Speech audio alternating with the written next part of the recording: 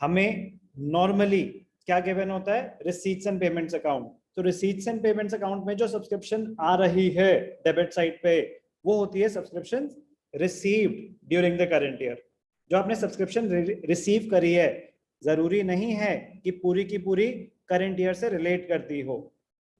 Receipts and payments के बाद जब हम इनकम एंड एक्सपेंडिचर बनाते हैं, तो इनकम एंड एक्सपेंडिचर में क्रेडिट साइड पे जो सब्सक्रिप्शंस आती है, वो होती है subscriptions relating to the current year. Subscription receive during the year, receipts and payments account मतलब इस साल मुझे सब्सक्रिप्शंस कितनी मिली कैश बेसिस के हिसाब से।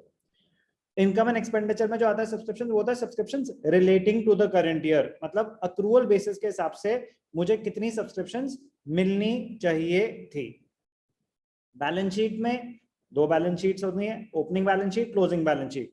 एसेट साइड पे आता है subscriptions in arrears, opening balance sheet में opening balance, closing balance sheet में closing balance. Arrears asset side पे, एरियर्स एसेट साइड पे।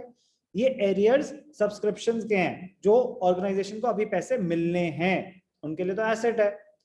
और सब्सक्रिप्शन रिसीव्ड इन एडवांस वो लायबिलिटी होती है। तो अगेन पिछले साल अगर कुछ एडवांस मिली थी करंट ईयर के लिए, तो वो ओपनिंग बैलेंस शीट में लायबिलिटी साइड पे आ रही होगी। करंट ईयर में अगर कुछ सब्सक्रिप्शन मिली एडवांस में अगले साल के लिए, तो वो क्लोजिंग बैलेंस शीट में लायबिलिटी साइड पे आ रही होगी। इन सारी एडजस्टमेंट्स में कर कुरा के हमें जो मोस्ट इंपॉर्टेंट पॉइंट है, ये कैलकुलेट करना होगा कि subscriptions relating to the current year कितनी है। ध्यान से देखना, मैं आपको फॉर्मूले की एप्लीकेशन समझाऊंगा, फॉर्मूला आपसे क्रिएट करवाऊंगा, फॉर्मूला आपसे क्रिएट करवाऊंगा सब्सक्रिप्शंस का। एग्जाम्पल्स कर करके हम फॉर्मूले को क्रिएट करेंगे, ध्यान से देखना।